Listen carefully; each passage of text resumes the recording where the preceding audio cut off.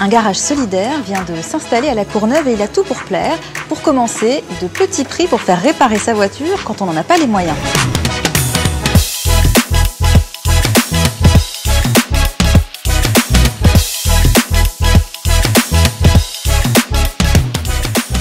Nous faisons des réparations à moindre coût pour des publics différents.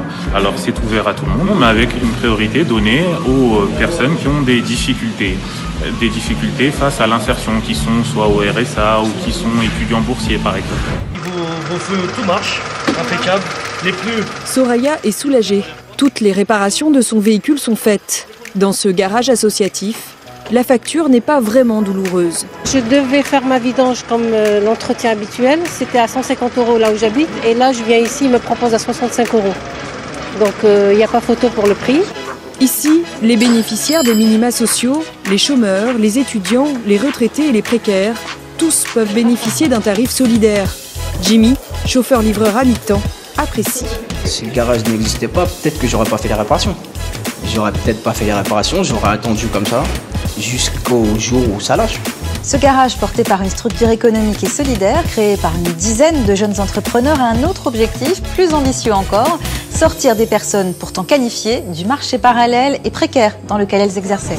Alors en fait, les employés qui travaillent actuellement avec nous, ce sont d'anciens mécaniciens de la mécanique sauvage.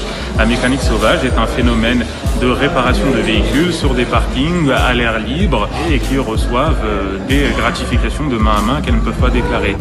Cette situation, c'était celle de Jamel, qui aujourd'hui peut exercer ses compétences dans de bien meilleures conditions.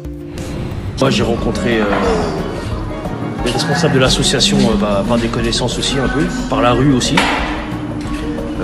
J'étais mécanicien dans la rue avant. Maintenant, je me retrouve ici. La situation, elle a changé, c'est un peu mieux, un peu plus stable. Même la vie personnelle va mieux aussi, vu que tout se remet en ordre.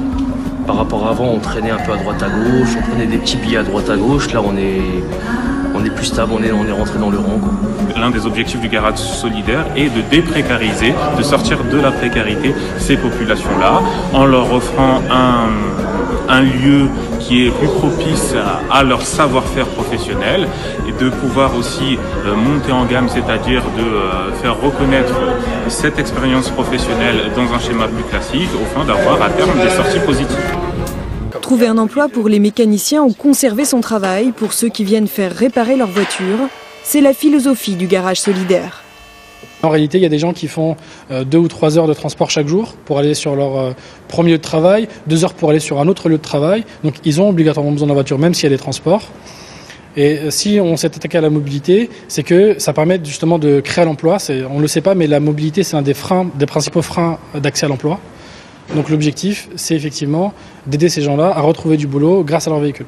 À La Courneuve, depuis 2 mois et demi, une dizaine de bénévoles font exister la structure en plein développement. Le garage solidaire veut s'agrandir